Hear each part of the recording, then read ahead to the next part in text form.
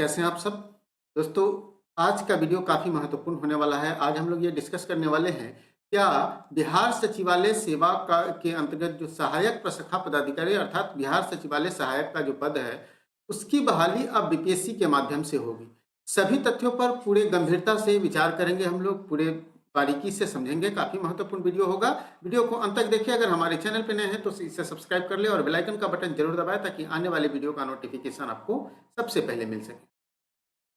दोस्तों, जैसा कि आप लोग को मालूम है कि बिहार सचिवालय सेवा के अंतर्गत, ठीक है, बिहार सचिवालय सेवा के अंतर्गत बहुत ही महत्वपूर्ण पद होता है सचिवालय सहायक का, ठीक है, सचिवालय सहायक का। और ये सचिवालय सहायक का जो पद होता है, जिसे अब असिस्टेंट सेक्शन ऑफिसर मतलब सहायक प्रशाखा पदाधिकारी कर दिया गया है। हाल ही में इसमें संशोधन करके, इसके नामकरण में संशोधन करके असिस्टेंट सेक्शन ऑफिसर कर दिया गया है। अब ये पदाधिकारी जैसा पद हो गया है, ठीक है, पदाधिकारी जैसा पद हो गया है। और इसके प्रमोशन से आप ज्वाइंट सेक्रेटरी तक बन सकते हैं। मतलब स्पष्ट है कि ये एक प्रशासनिक, ठीक है, प्रशासनिक अधिकारी बनने का मौका देता है, ठीक है, प्रशासनिक अधिकारी बनने का मौका देता है। काफी महत्वपूर्ण ये पद है सचिवालय सेवा के अंतर्गत।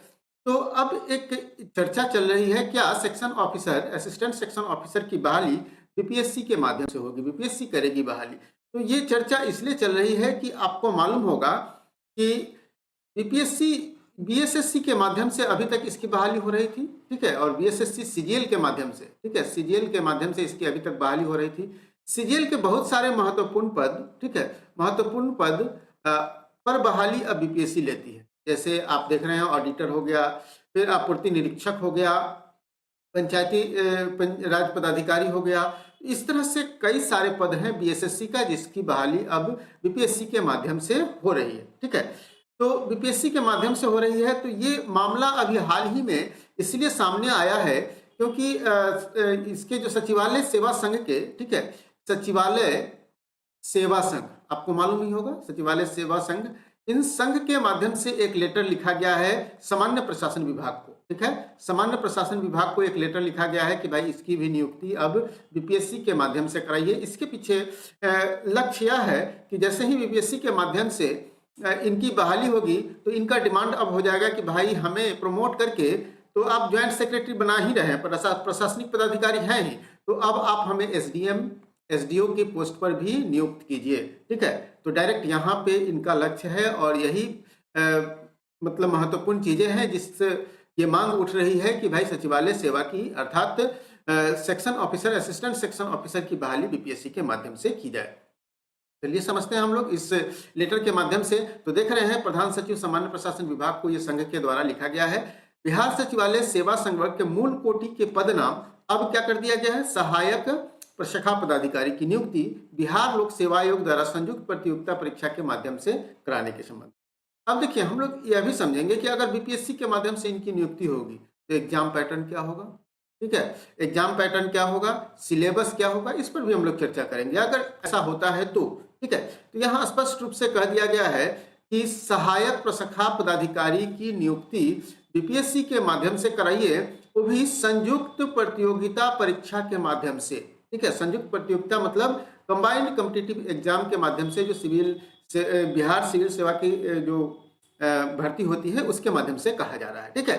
तो देखिए, इसमें कहा गया है, स्पष्ट रूप से ये कहा गया है कि सामान्य प्रशासन विभाग पटना की सूचना संख्या आप देख सकते हैं 862 दिनांक 25/2/10 द्वारा बिहार सचिवालय सेवा नियमावली 2010 का गठन किया गया, जिसमें सहायक प्रशाखा पदाधिकारी का पद के रूप में सूचित किया गया है। मतलब ग्रुप बी का ये जॉब है, ठीक है, असिस्टेंट सेक्शन ऑफिसर का पद जो है ये ग्रुप बी का जॉब है। साथ ही सामान्य प्रशासन विभाग पटना की अधिसूचना 7291, ठीक है, 118 पुनरीक्षित वेतनमान इनका लेवल 7 का कर दिया गया है, ठीक है। लेवल 7 का पद का बहुत सारे लेवल 7 के पद पर बहाली बीपीएससी करती है, आपको मालूम होगा।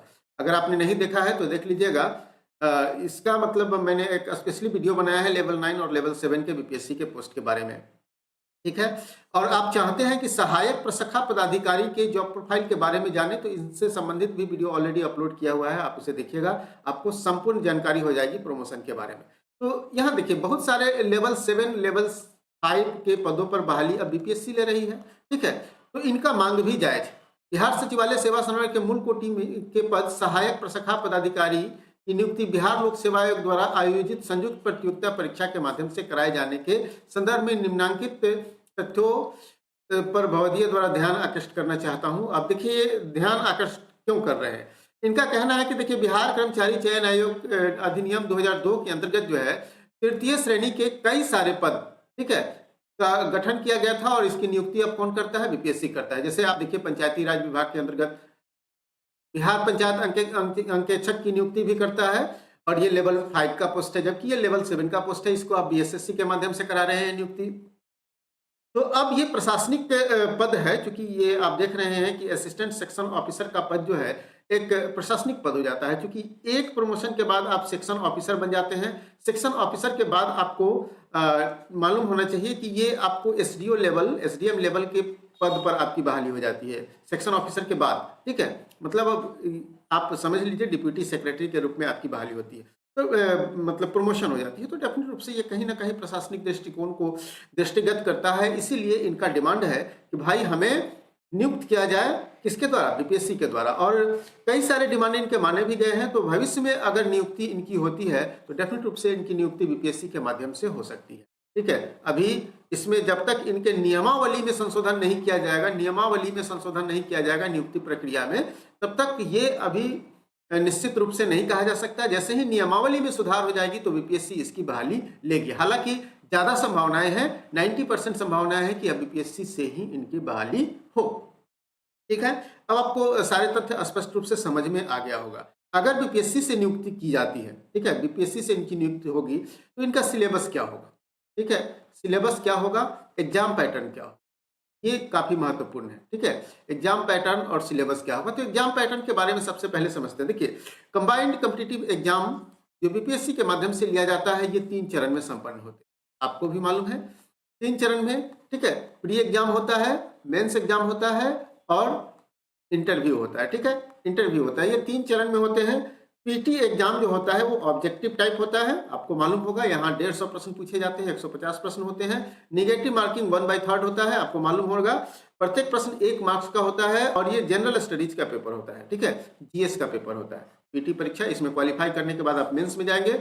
मेंस एग्जाम में आप देखेंगे कि आपको यहाँ जो है वो एक सामान्य हिंदी का पेपर होगा, ठीक है, जो क्वालिफाइंग नेचर का होगा। उसके बाद आपको जीएस का 2 पेपर होगा, पेपर 1, पेपर 2। उसके बाद आपका एक निबंध का पेपर होगा, ठीक है, और एक ऑप्शनल पेपर होगा, ठीक है, ऑप्शनल पेपर होगा। तो ये एग्जाम का पैटर्न है।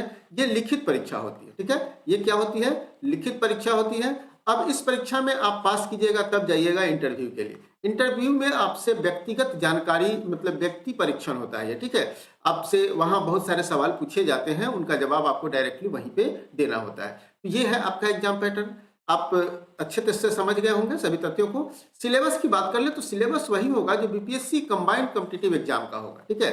जैसा मैंने आपको बताया, प्री एग्जाम के लिए आपको क्या करना होगा, जनरल स्टडीज के पेपर जिसमें history, civics, history, geography, polity, science, इसके अतिरिक्त बिहार जी के, उसके बाद आपको मैथ रीजनिंग से प्रश्न रहते हैं 10 प्रश्न, ठीक है, इकोनॉमिक्स से प्रश्न रहते हैं, करंट अफेयर से प्रश्न रहते हैं। तो ये प्री का हो गया। मेंस में मैंने बता दिया, जनरल स्टडीज 1 और 2 का डिटेल में आप जानना चाहते हैं तो हमें कमेंट कीजिएगा, मैं इसके बारे में भी आपको विस्तार से बताऊंगा। तो ये आपका एग्जाम पैटर्न और सिलेबस होगा।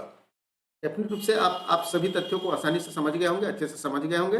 फिर भी कहीं कोई समस्या है तो डेफिनेट रूप से आप हमें कमेंट कीजिए, मैं आपको इस सवालों का जवाब दूंगा। तो दोस्तों आज के लिए इतना ही। अगर ये वीडियो पसंद आया हो तो लाइक कीजिए और दोस्तों के साथ भी शेयर कीजिए। फिर मिलते हैं हम लोग अगले वीडियो में एक नया टॉपिक के साथ।